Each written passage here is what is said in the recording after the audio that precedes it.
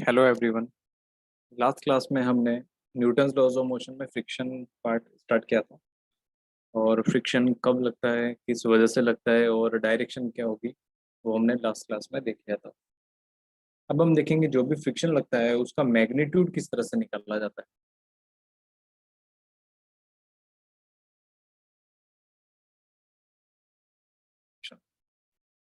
तो फ्रिक्शन के मैग्नीट्यूड यानी कि कितना फ्रिक्शन लगेगा, वो थोड़ा देखने के लिए एक बेसिक एक्सपेरिमेंट की हेल्प से हम इसको समझेंगे।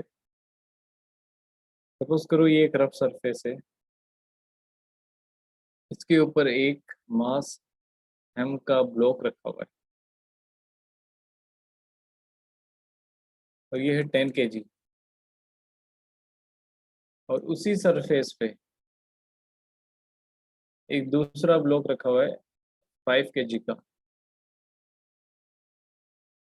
दोनों वुडन ब्लॉक है, यानी सेम मटेरियल के हैं। नेचर ऑफ सरफेस, जो कॉन्टेक्ट सरफेस है वो एक जैसी है दोनों की, बस मास अलग अलग है।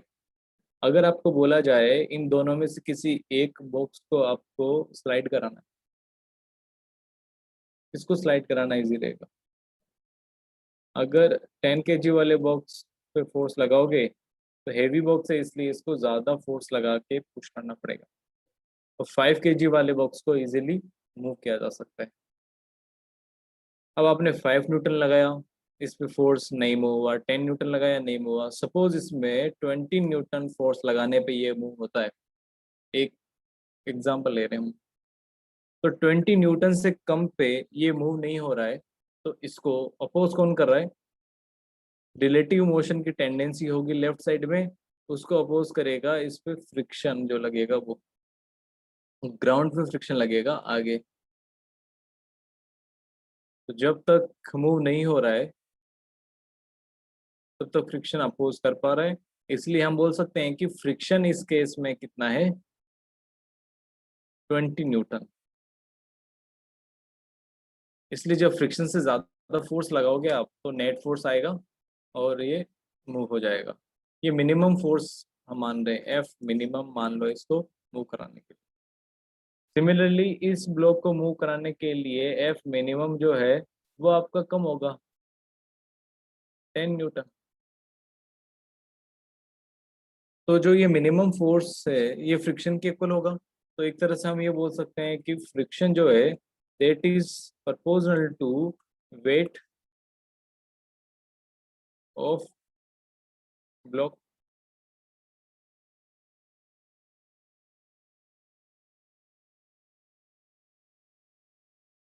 तो यहाँ पे हमने देख लिया, फर्स्ट हमारा रिजल्ट ही आ गया। वेट की वजह से होगा क्या? जो सरफेस कांटेक्ट में है वहां पे नॉर्मल फोर्स लगता है।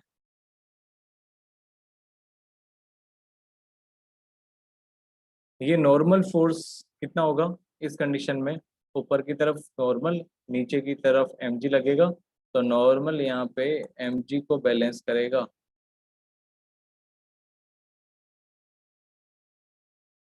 इसलिए हम बोलेंगे कि फोर्स जो है friction that is proportional to normal force, weight की इक्वल है और सरफेस के बीच में फोर्स लग रहा है। ये आपका फर्स्ट रिजल्ट आ गया। नेक्स्ट, तो हम ऐसा बोल सकते हैं अगर दो ब्लॉक को हम सेम वेट के ब्लॉक हो जिनका मास इक्वल है तो उनको मूव कराने के लिए इक्वल फोर्स लगाना पड़ेगा। तो इसको समझने के लिए एक दूसरा एक्सपेरिमेंट करके देखते हैं। ये एक रफ सरफेस है, इस पे ये 10 kg का ब्लॉक है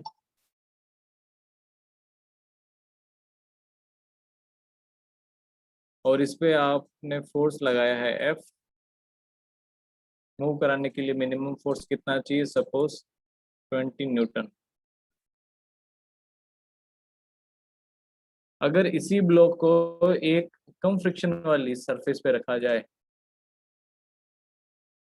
जहाँ पे फ्रिक्शन बहुत कम है, चेंज क्या किया आपने? मास वही है 10 kg, ब्लॉक की सरफेस वही है, लेकिन जिस सरफेस पे रखा हुआ है वो उसकी रफनेस कम है। तो हम बोल देंगे कि स्मूथ सरफेस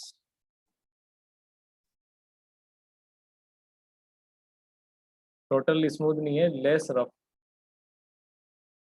तो यहाँ पे इसको मूव कराना इजी रहेगा। फोर्स कितना लगाना पड़ेगा यहाँ पे, minimum force that will be less than 20 Newton. Easily move करा सकते हो। जैसे 10 kg का ब्लॉक है, अगर बाहर अगर सड़क पे आपको मूव कराने को बोले तो मुश्किल होगा। उसी को अगर आप एक ऑयल वाली फ्रिक्शन पे रख के मूव कराओगे तो बहुत इजी हो जाएगा। रीजन क्या है, मास तो उतना ही है, अब फ्रिक्शन कम कैसे हो गया। तो इसका आंसर है कि friction is proportional to roughness of contacting surface. अगर कॉन्टैक्टिंग सरफेस ज़्यादा रफ है तो इस केस में हम बोलेंगे कि यहाँ पे जो लगने वाला फ्रिक्शन फोर्स है वो ज़्यादा होगा, रफनेस कम है तो फ्रिक्शन फोर्स कम। तो ये बिल्कुल बेसिक पॉइंट आपको एक याद रखना है। तो रफनेस को मेजर कैसे करेंगे कि ज़्यादा रफ है कम रफ है, तो ये दो सरफेस है तो उसमें तो रिलेटिवली बता सकते हैं। बट इसको हम मेजर करने के लिए एक कोफिशिएंट यूज करते हैं, म्यू। म्यू है कोफिशिएंट ऑफ फ्रिक्शन।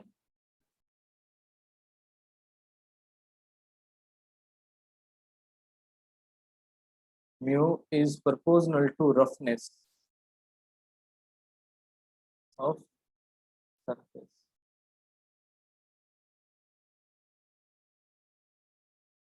अगर कोई सरफेस ज़्यादा रफ है तो उसके लिए ये कोफिशिएंट होगा, वो ज़्यादा वैल्यू में होगा। और अगर कोई सरफेस कम रफ है तो उसके लिए कोफिशिएंट कम होगा। तो ये हम सिंपल बोल सकते हैं कि friction is proportional to mu. Second, अब फर्स्ट एंड सेकेंड दोनों अगर हम रिजल्ट्स कंबाइन करेंगे तो यहाँ पे हम बोल सकते हैं कि फ्रिक्शन जो है वो क्या हो जाएगा, म्यू टाइम्स एन। अब ये कौन सा फ्रिक्शन है, ब्लॉक को मूव कराने के लिए मिनिमम इतना फोर्स लगाना पड़ेगा। इसका मतलब ये हुआ कि ये फ्रिक्शन जो है मैक्सिमम फ्रिक्शन है। इससे कम फोर्स लगाओगे तो फ्रिक्शन बैलेंस कर लेगा, और इस वैल्यू से ज़्यादा फोर्स लगाओगे तो फ्रिक्शन बैलेंस नहीं पड़ाएगा, नहीं मूव कर पाएगा। तो हम बोलेंगे कि ये लिमिटिंग वैल्यू है फ्रिक्शन की, इसको हम बोलेंगे लिमिटिंग फ्रिक्शन। तो लिमिटिंग फ्रिक्शन क्या होता है ये बात, फॉर एग्जांपल किसी सरफेस के लिए म्यू की वैल्यू है 0.4 और उस सरफेस के लिए नॉर्मल है 20 न्यूटन। तो फ्रिक्शन लिमिटिंग कितना हो जाएगा, म्यू टाइम्स एन, 0.4 इंटू 20 कितना हो जाएगा, 8 न्यूटन। 8 न्यूटन कौन सा फोर्स है, इसको समझने के लिए हम एक स्टेप बाय स्टेप एक छोटा सा एक्सपेरिमेंट करके देखते हैं। ये एक ब्लॉक है, सपोज रफ सरफेस पे एक ब्लॉक पड़ा है और इसका मास है 2 kg और इसका फ्रिक्शन कोफिशिएंट है 0.4, यानी नॉर्मल फोर्स कितना हो जाएगा, mg के इक्वल 20 न्यूटन। अब आपने इस पे फोर्स लगाया राइट साइड से F, एक्सटर्नल फोर्स। तो यहाँ पे एक टेबल बनाते हैं, एक्सटर्नल फोर्स एंड इसके बाद में रिजल्ट क्या होगा,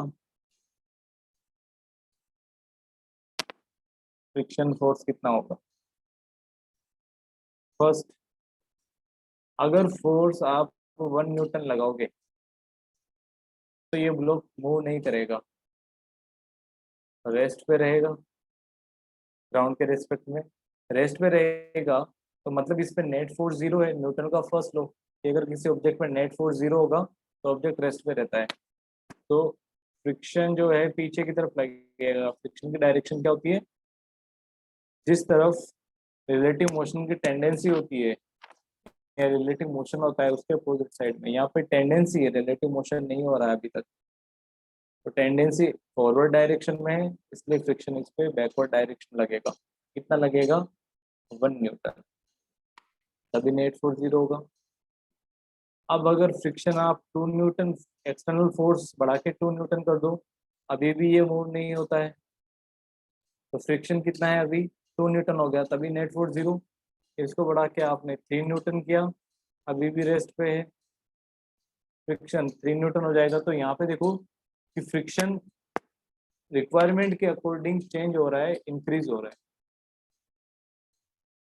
अब यहाँ पे फ्रिक्शन को अगर आप बढ़ाओगे,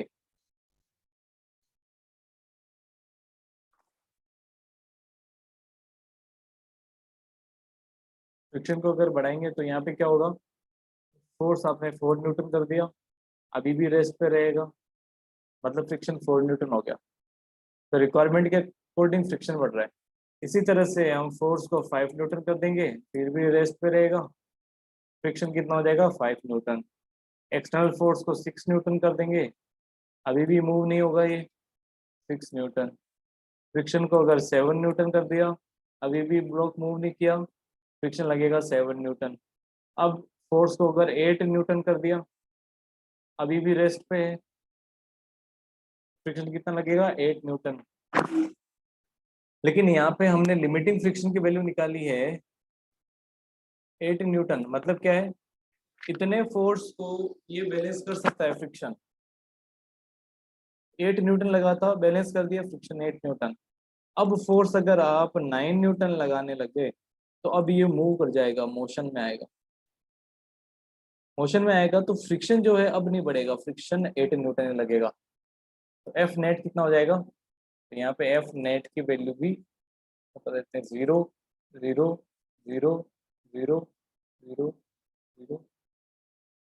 अभी तक नेट फोर्स जीरो है। अब इस केस में फोर्स एफ है 9 न्यूटन, फ्रिक्शन पीछे की तरफ लग रहा है 8 न्यूटन, तो हो जाएगा 1 न्यूटन।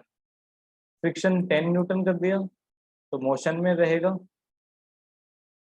फ्रिक्शन 8 न्यूटन ही रहेगा, अब नहीं बढ़ेगा, नेट फोर्स हो जाएगा 2 न्यूटन।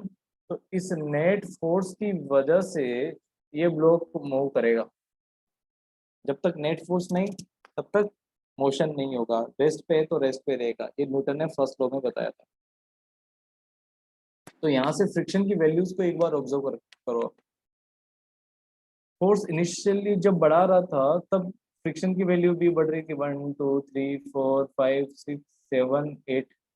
अब जैसे ही फ्रिक्शन लिमिटिंग फ्रिक्शन के इक्वल हो गया, एफ लिमिटिंग, उसके बाद में फ्रिक्शन बढ़ नहीं रहा है। तो यहाँ तक जो फ्रिक्शन था, जब तक ब्लॉक रेस्ट पे रहता है, इस फ्रिक्शन को बोलते हैं स्टैटिक फ्रिक्शन।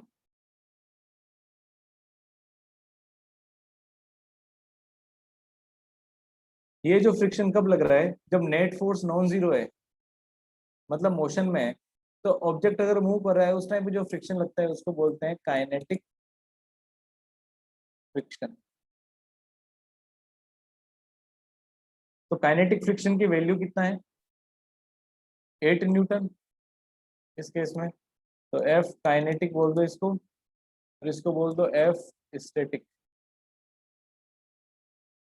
तो स्टैटिक फ्रिक्शन एडजस्टेबल है, रिक्वायरमेंट के अकॉर्डिंग एडजस्ट हो सकता है, कम ज़्यादा हो सकता है। लेकिन काइनेटिक फ्रिक्शन जो है वो फोर्स कितना भी लगाओ, 9 लगाओ, 10 न्यूटन लगाओ, 11 12, काइनेटिक फ्रिक्शन कांस्टेंट रहेगा। कितना रहेगा, स्टैटिक फ्रिक्शन का मैक्सिमम वैल्यू जिसको हम लिमिटिंग फ्रिक्शन बोलते हैं उसके इक्वल। तो यहाँ से एक नोट लिख सकते हैं,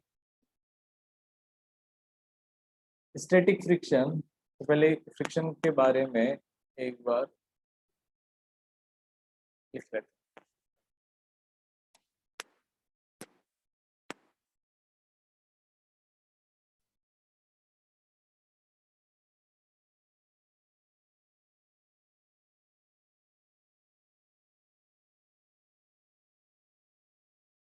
स्टैटिक फ्रिक्शन क्या होता है?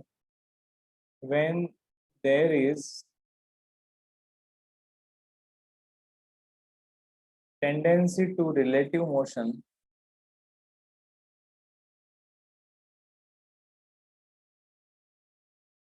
But no relative motion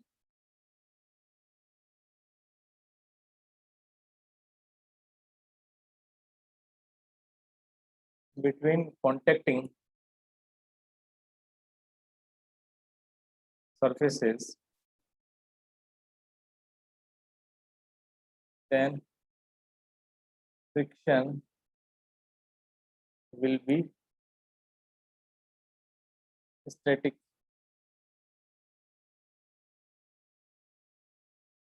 Kinetic friction क्या होता है? If there is relative motion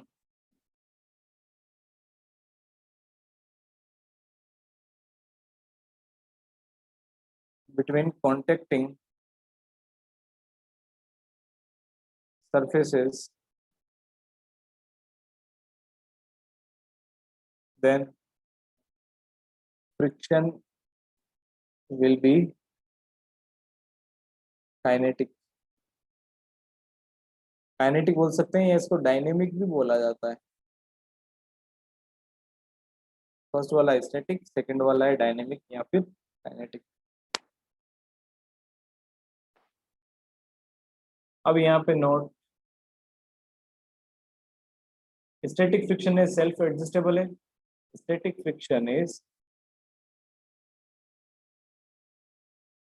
self adjusting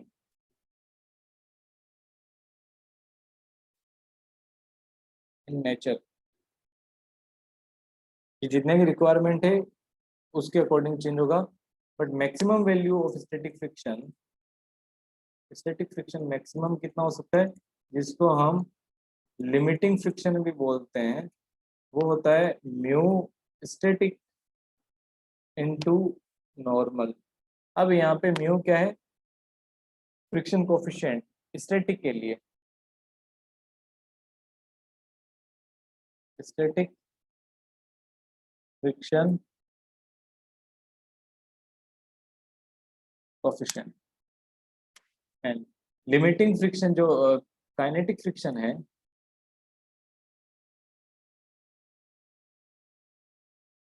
is always is almost equal to, जैसे यहाँ पे काइनेटिक फ्रिक्शन को हम बोल सकते हैं mu kinetic times N. Mu के क्या है? Kinetic friction coefficient. तो ये यहाँ पे इसका वैल्यू आ जाता है. लेकिन स्टैटिक फ्रिक्शन की तरह काइनेटिक फ्रिक्शन जो है ये सेल्फ एडजस्टेबल नहीं है. इट इज कांस्टेंट, मतलब नॉन एडजस्टेबल.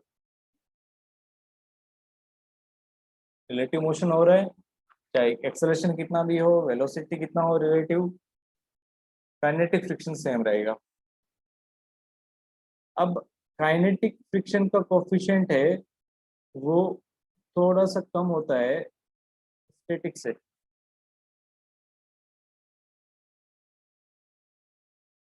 ज्यादा डिफरेंस नहीं आएगा, तो लेस देन इक्वल बोल सकते हो आप. एग्जाम्पल, म्यू स्टैटिक है 0.8, तो म्यू काइनेटिक हो जाएगा 0.78. तो माइनर डिफरेंस है. तो यहाँ पे लिख सकते हैं काइनेटिक फ्रिक्शन, या फिर इसको डायरेक्ट म्यू के लिख सकते हैं. म्यू के is slightly less than mu s. और कई बार दो अलग अलग वैल्यू नहीं दे रखी होती है, इसको ऑलमोस्ट इक्वल मान सकते हैं म्यू एस, और वो एक म्यू के वैल्यू में दिया जाता है।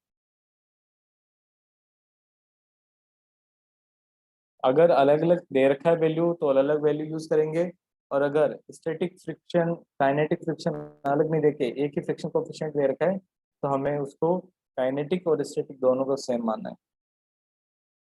तो यहाँ पे लिमिटिंग वैल्यू जो होती है वो क्या होता है, म्यू स्टैटिक इनटू नॉर्मल। तो अब यहाँ पे जो फ्रिक्शन है, इस फ्रिक्शन का अगर हम ग्राफ प्लॉट करें, फ्रिक्शन कोफिशिएंट की वैल्यू कितनी होगी, mu is greater then 0 less than 1। ये आपको वैल्यू याद रखना है, 0 से 1 के बीच में इसकी वैल्यू होती है। अगर म्यू 0 है, म्यू किसको बताता है, रफनेस को, तो रफनेस 0, तो स्मूथ सरफेस हो जाएगी।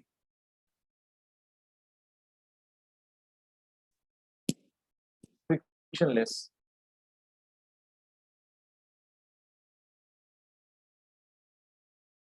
अगर फ्रिक्शनलेस सरफेस दे रखा है तो उसके लिए म्यू की वैल्यू 0। तो म्यू किस पे डिपेंड करता है, जो कॉन्टेक्टिंग सरफेसेस है उनके नेचर पे कितना रफ है, और एनवायरमेंटल फैक्टर्स पे भी डिपेंड करता है। जैसे कई बार फॉर एग्जांपल ह्यूमिडिटी ज़्यादा हो जाती है तो उसकी वजह से भी दो सरफेसेस के बीच में जो एक लॉक्स बनते हैं, जैसे फर्स्ट क्लास में देखा था हमने, तो वो उसकी टेंडेंसी जो है ज़्यादा हो सकती है। तो एक तरह से हम ये बोल सकते हैं एनवायरमेंटल फैक्टर्स पे भी थोड़ा बहुत डिपेंड करता है, और जनरली हम ये बोल सकते हैं कि ये सरफेस के नेचर पर डिपेंड करता है। तो ग्राफ आप देखते हैं,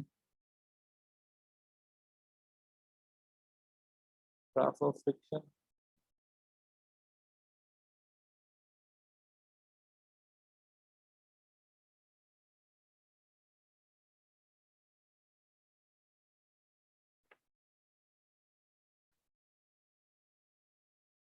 जैसे ये फ्रिक्शन है और ये एफ एक्सटर्नल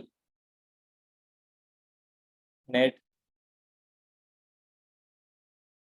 किसी ऑब्जेक्ट में नेट एक्सटर्नल फोर्स लगाएंगे तभी फ्रिक्शन आएगा, तभी इसकी रिलेटिव मोशन की टेंडेंसी होगी। तो जैसे हमने ग्राफ में देखा था कि स्टार्टिंग में जैसे नेट फोर्स बढ़ेगा, तो यहाँ पे देखो नेट फोर्स 1 न्यूटन है, फ्रिक्शन भी 1 न्यूटन स्टैटिक है, 2 न्यूटन तो ये भी 2 न्यूटन, 3 न्यूटन तो ये भी 3 न्यूटन।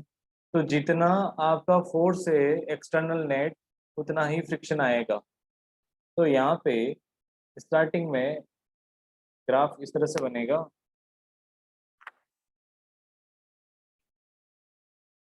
एक स्ट्रेट लाइन,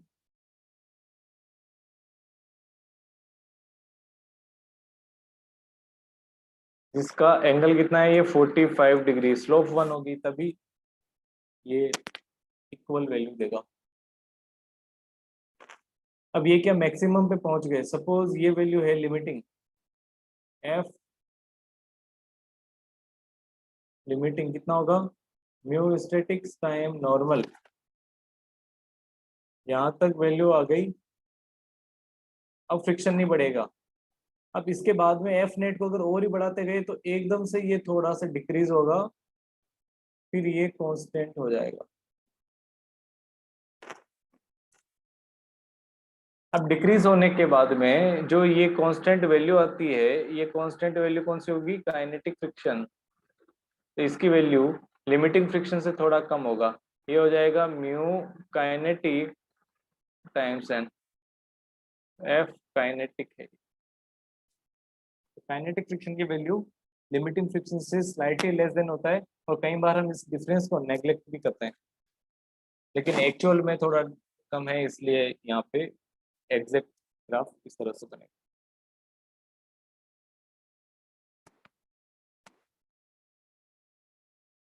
अब इस पे प्रैक्टिस करते हैं क्वेश्चंस की कुछ।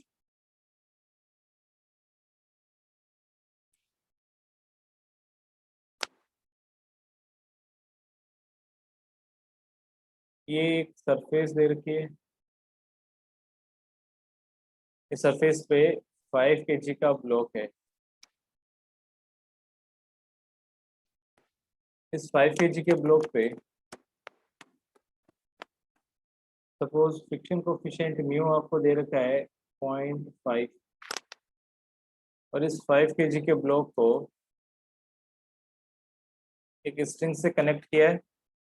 अभी स्ट्रिंग जस्ट टाइट हुई है, यानी कि ऑलमोस्ट लूज या टाइट। ये मान लो कि इसको खींची भी नहीं है ज़्यादा, ब्लॉक को थोड़ा दूर ला के रखा जिससे कि स्ट्रेट हो जाए ये स्ट्रिंग। अभी इसमें टेंशन 0 है। अब हमने क्या किया है, इस ब्लॉक पे आगे की तरफ फोर्स लगाना शुरू किया है। तो फर्स्ट आपको ये बताना है एफ मिनिमम टू मूव यहाँ पे ये बोल एफ मिनिमम या फिर सिंपल मिनिमम फोर्स की जगह आप ये ले लो।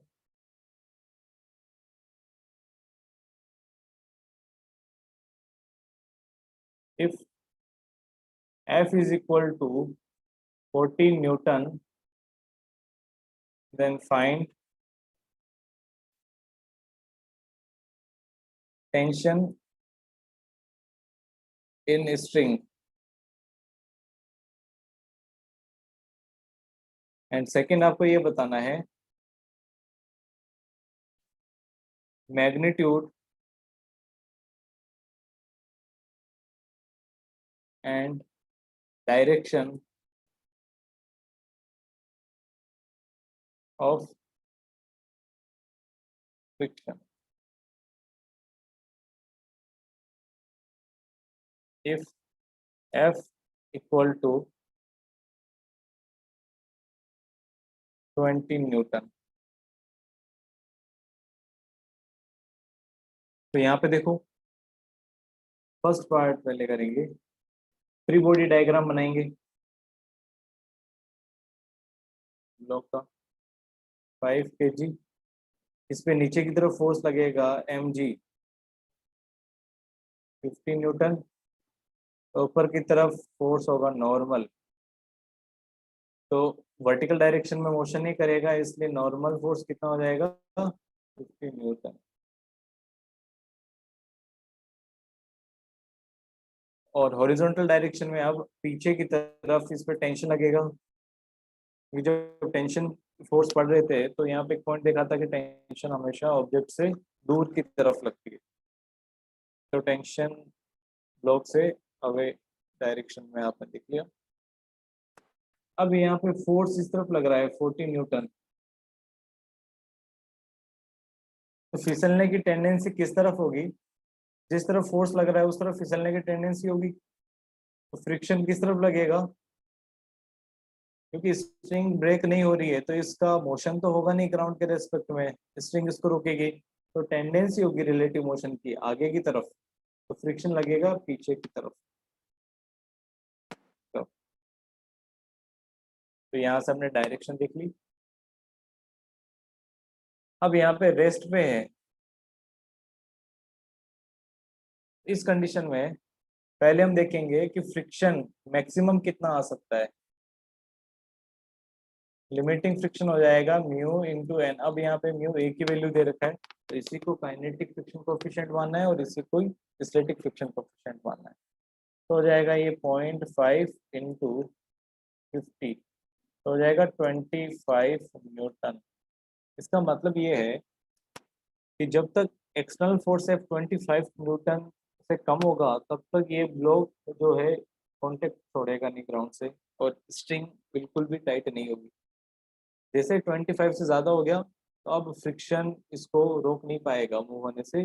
जैसे ही मूव होने की कोशिश करेगा तो स्ट्रिंग क्या करेगा, टेंशन में आ जाएगा। तो यहाँ पे हॉरिजॉन्टल डायरेक्शन में एफ नेट एक्स 0 कर दो। अब यहाँ पे क्योंकि एफ जो है 14 न्यूटन है 25 से ज़्यादा, तो इस कंडीशन में फ्रिक्शन कौन सा लगेगा, काइनेटिक। तो ये आपको याद रखना है, आगे की तरफ एफ फोर्स लग रहा है, पीछे की तरफ लगेगा friction kinetic plus limiting value देख लो प्लस टी। तो ये 14 न्यूटन, ये 25 प्लस टी, तो यहाँ से टी आ जाएगा 15 न्यूटन। तो ऊपर तो हमने देखा था कि अगर एफ फ्रिक्शन लिमिटिंग फ्रिक्शन से ज्यादा हो जाता है तो ब्लॉक मूव करेगा, बट यहाँ पे मूव क्यों नहीं कर रहा है? क्योंकि स्ट्रिंग से अटैच्ड है। तो इसलिए आपको रेस्ट में इक्विलिब्रियम में इसलिए नेट फोर्स 0 करना पड़ेगा, और जो रिमेनिंग फोर्स है 15 न्यूटन का वो टेंशन प्रोवाइड करेगा। Second case, if F is 20 Newton, 20 Newton क्या है? लेस देन है लिमिटिंग फ्रिक्शन से, मतलब ब्लॉक अभी मूव करने की सिचुएशन में नहीं आएगा, फ्रिक्शन इसको बैलेंस कर लेगा। तो फ्रिक्शन कौन सा होगा? स्टैटिक। स्टैटिक फ्रिक्शन कितना होता है? जितने की रिक्वायरमेंट होती है। यहाँ पे 20 न्यूटन वाला फोर्स इसको मूव करा रहा है, स्ट्रिंग में तो टेंशन तब आएगा जब ब्लॉक मूव करेगा, तो अभी टेंशन 0, ब्लॉक मूव ही नहीं कर रहा है, क्यों? फोर्स जो है वो फ्रिक्शन लिमिटिंग से कम है। तो इस वजह से फ्रिक्शन स्टैटिक होगा, कितना होगा? 20 न्यूटन। एफ नेट कितना हो गया यहाँ पे? 0। टेंशन कितना हो जाएगा?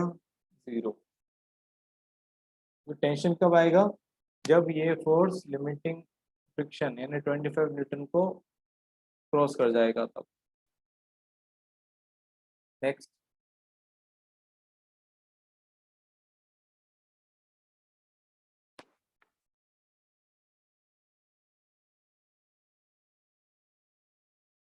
ये ब्लॉक है 2 kg का। अब इस पे एक फोर्स इस तरह से लग रहा है 20 न्यूटन, और ये यहाँ पे एंगल हो जाएगा आपका 60 डिग्री।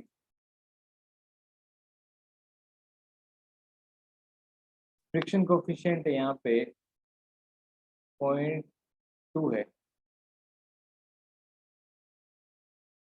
अब आपको बताना है कि इस केस में ब्लॉक एक्सेलरेट करेगा या रेस्ट पे रहेगा, एक तो ये बताना है। दूसरा फ्रिक्शन कितना लगेगा वो बताना है। Fine block will be at rest और move. Second type, magnitude and direction of friction.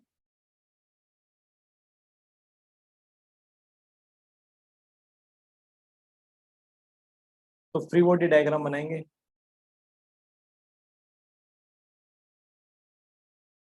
Block है 2 kg का। इस पे अगर ये ग्राउंड पे रखा हुआ है, पहले फोर्स कौन सा लगेगा? नीचे की तरफ लगेगा mg। अब फोर्स एफ यहाँ पे 60 डिग्री पे लग रहा है, 20 न्यूटन 60 डिग्री पे। तो ये कंपोनेंट कितना हो जाएगा? 20 cos 60, 10 न्यूटन। और वर्टिकल कंपोनेंट कितना हो जाएगा? 10√3 न्यूटन।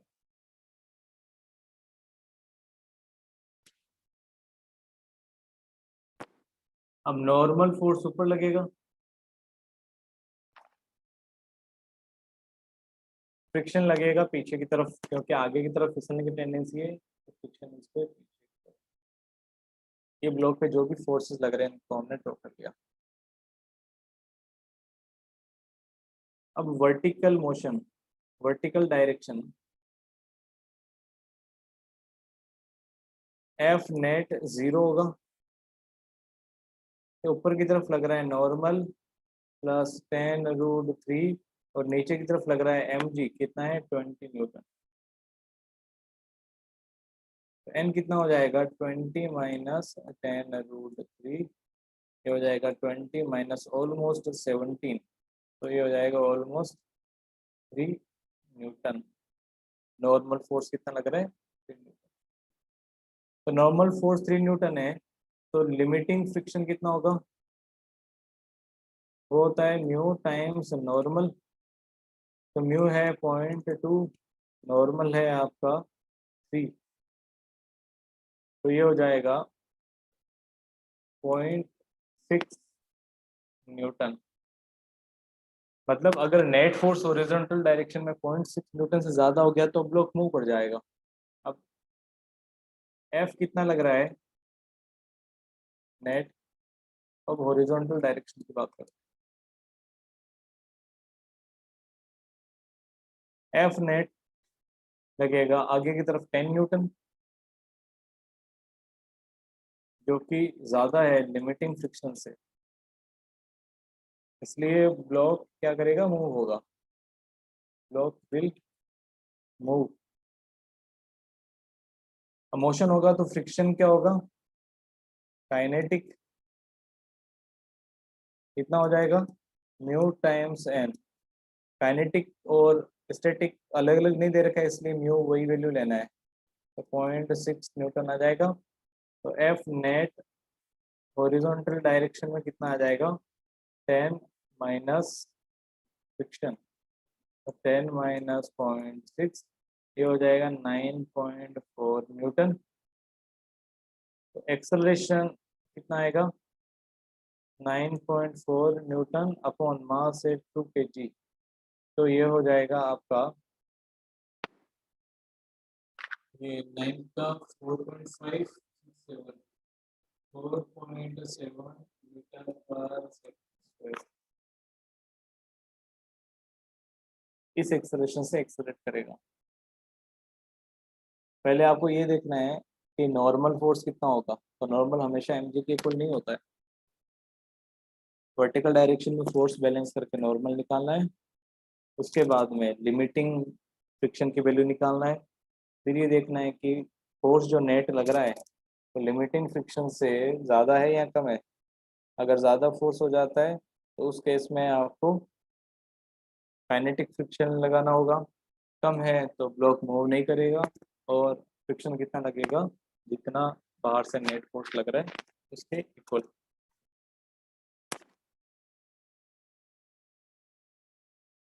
नेक्स्ट,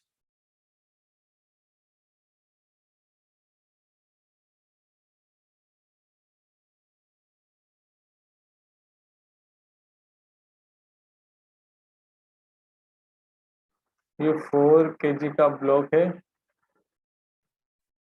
यहाँ पे ये पुली ब्लॉक है, यहाँ से अटैच होके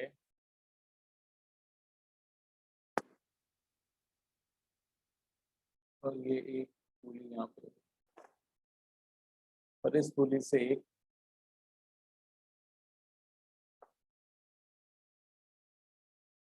3 kg का ब्लॉक को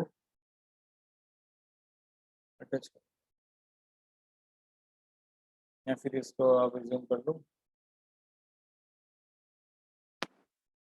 1 kg का ब्लॉक है, और यहाँ से ये ऊपर सीलिंग से अटैच। अब 4 kg का जो ब्लॉक है ये फ्रिक्शन वाली रफ सरफेस पे, रफ सरफेस। अब आपको बताना है minimum value of friction coefficient so that system remains at rest। 1 kg के वेट की वजह से मूव होगा। अगर सरफेस पे फ्रिक्शन इनफ है तो वो इसको मूव होने से रोक लेगा। तो आपको बताना है मिनिमम यहाँ पे फ्रिक्शन कोफिशिएंट कितना होना चाहिए। तो पहले हम देखेंगे कि अगर रेस्ट पे है तो 1 kg का फ्री बॉडी डायग्राम बनाएंगे। तो 1 kg पे नीचे लग रहा है फ्रिक्शन, तो अलग से डायग्राम बना के नहीं देखेंगे, इसी में हम जो है फोर्सेस देख सकते हैं। तो नीचे इसका वेट लग रहा है 10 न्यूटन, ऊपर लगेगा यहाँ पे टेंशन टी। तो रेस्ट पे है तो ये टी कितना हो जाएगा, 10 न्यूटन के इक्वल होगा, तभी 1 kg पे नेट फोर्स 0 होगा। अब नीचे वाले स्ट्रिंग में टेंशन 10 न्यूटन है तो ऊपर वाले में कितना हो जाएगा 5 न्यूटन, इस वाले में भी 5 न्यूटन। क्योंकि जब दो स्ट्रिंग से एक स्ट्रिंग बनती है किसी पुली पे तो टेंशन डबल हो जाती है, तो 5 + 5 10। तो पुली पे देखो अब नेट फोर्स 0 है, ऊपर की तरफ 10, नीचे की तरफ 10। अब ये इसमें टेंशन 5 है तो इसमें भी टेंशन 5 न्यूटन आएगा। तो ब्लॉक 4 kg वाला ब्लॉक है उसको कौन मूव करा रहा है, 5 kg फोर्स। अगर फ्रिक्शन इसको बैलेंस कर सकता है तो ये रेस्ट में रहेगा। इफ लिमिटिंग फ्रिक्शन क्या हो जाएगा, mu times M is greater than equal to 5 newton, then block will not move. तो म्यू इंटू नॉर्मल फोर्स कितना है। अब 4 kg वाले ब्लॉक पे नीचे की तरफ फोर्स देखें कितना होगा, इसका वेट 40 न्यूटन mg, ऊपर की तरफ लगेगा नॉर्मल, तो यहाँ पे नॉर्मल कितना हो गया 40। तो नॉर्मल की वैल्यू यहाँ पे रखना है,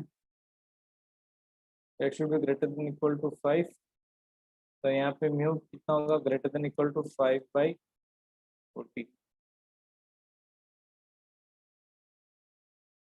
तो mu should be greater than equal to 1/8। तो म्यू मिनिमम कितना होगा 1/8। अगर म्यू इतना है या इससे ज़्यादा है तो ये मूव नहीं करेगा। तो यहाँ पे आपको डायरेक्ट 10 न्यूटन के इक्वल नहीं करना है, देखना है कि पूरी स्ट्रिंग किस तरह से लगी हुई है। आइडियल सिस्टम दे रखा है तो यहाँ पे टेंशन ब्लॉक पे कितना लगेगा, वो सारा चीज़ देखने के बाद में ही आपको आगे प्रोसीड करना है। तो अलग अलग रिपोर्टेड डायग्राम बना के आप देख सकते हो, अदरवाइज उसी सेम डायग्राम में फोर्सेस को देख के आप टेंशन को लिख सकते हो उसके। नेक्स्ट,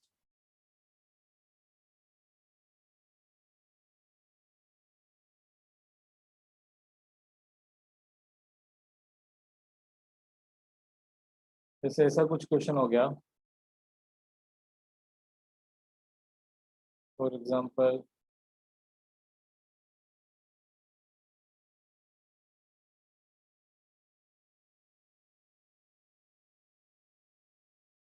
ये 4 kg का ब्लॉक है, इसको एक स्ट्रिंग से कनेक्टेड किया हुआ है 3 kg के ब्लॉक से, और आगे फोर्स F लगाया जा रहा है।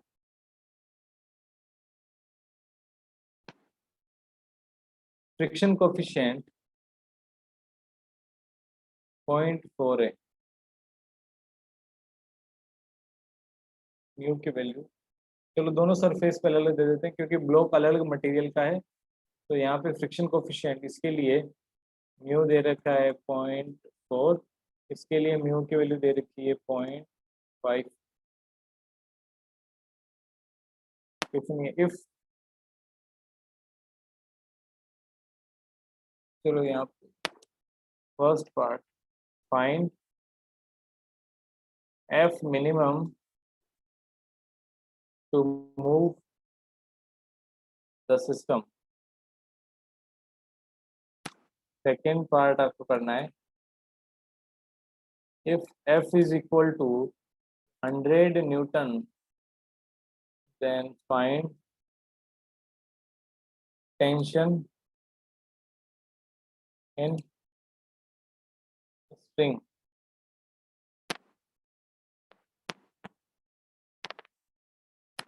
फर्स्ट वाला पार्ट अगर करते हैं तो यहाँ पे क्या होगा, अगर आपको मिनिमम फोर्स देखना है दोनों को मूव कराने के लिए तो क्या करो, 4 kg और 3 kg दोनों को सिस्टम मान लो, क्योंकि दोनों स्ट्रिंग से अटैच्ड है तो दोनों साथ में ही मूव हो सकते हैं इन एक्सटेंसिबल स्ट्रिंग।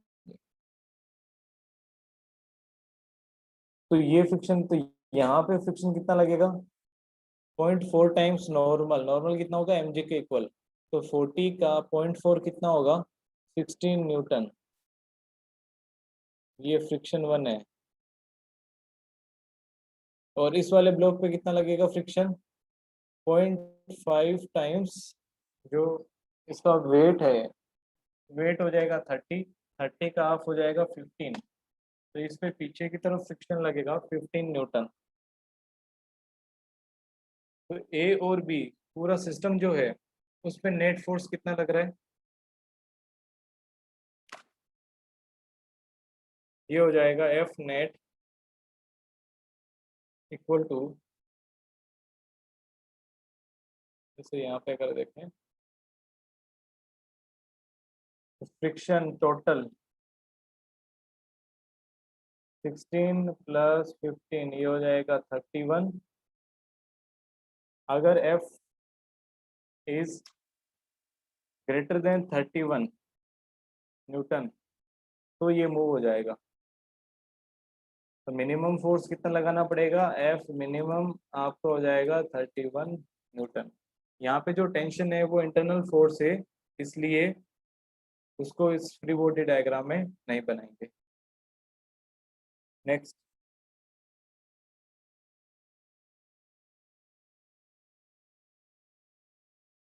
तो इस केस में अब हमें क्या करना है? सेकंड, फर्स्ट पार्ट ये हो गया। सेकंड, एफ 100 न्यूटन है,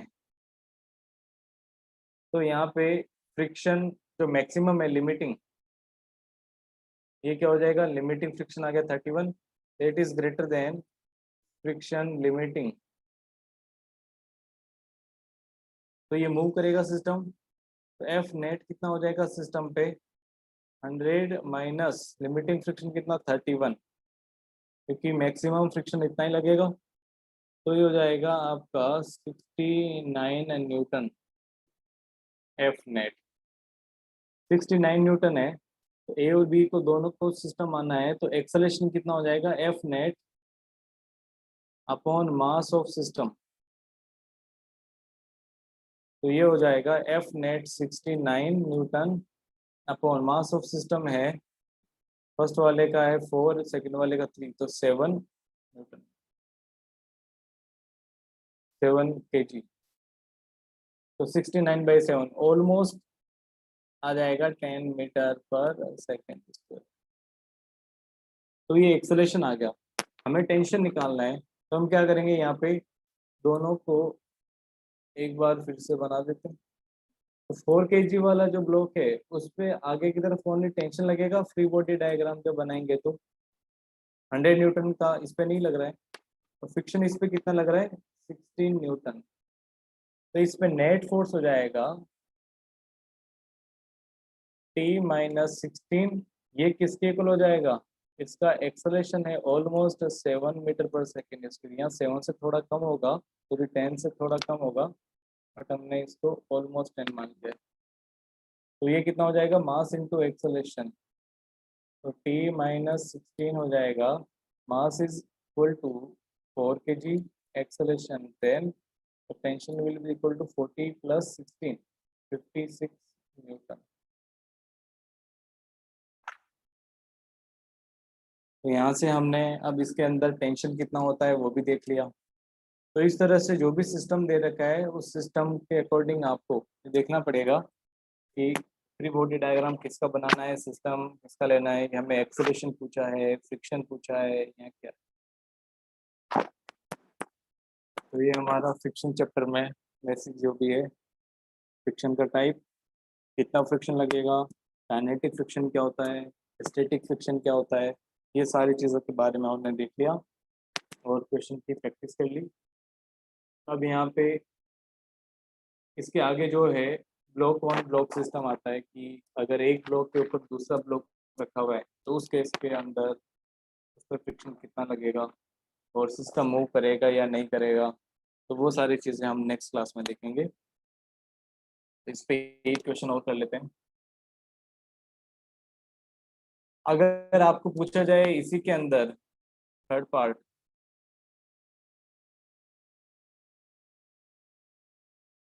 if F is equal to 20 newton ही फोर्स लगाया है, देन फाइंड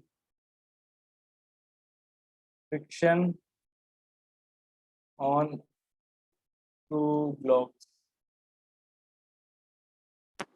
तो यहाँ पे देखो 4 kg का ब्लॉक है, ये स्प्रिंग है, आगे 3 kg का ब्लॉक और फोर्स लगाया है 20 न्यूटन।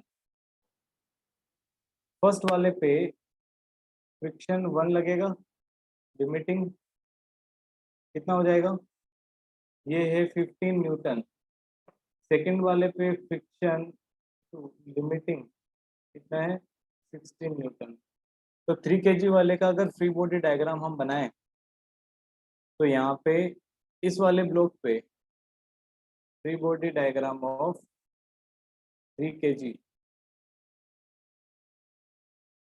तो इस पे लेफ्ट साइड में लग रहा है 20 न्यूटन और राइट साइड में, अब क्योंकि ये लिमिटिंग फ्रिक्शन से ज़्यादा है तो पीछे की तरफ फ्रिक्शन 15 न्यूटन ही लगेगा, 15 से ज़्यादा नहीं लग सकता। और पीछे की तरफ स्प्रिंग भी है तो इसमें टेंशन भी लगेगा।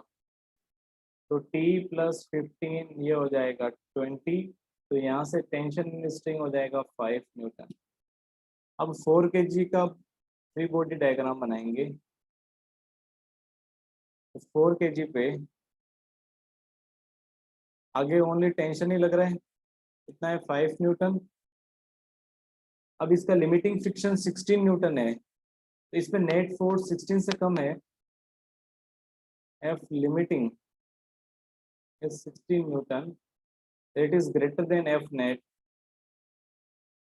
इस केस में क्या होगा, ब्लॉक विल नॉट मूव।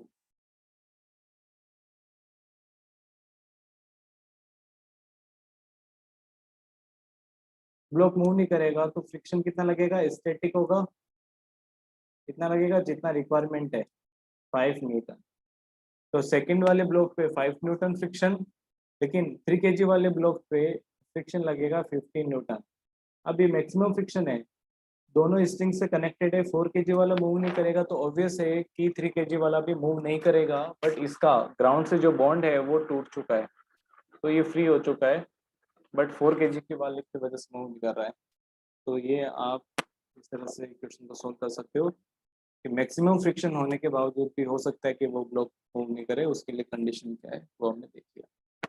तो इसके आगे हम नेक्स्ट क्लास में कंटिन्यू करेंगे। Thank you.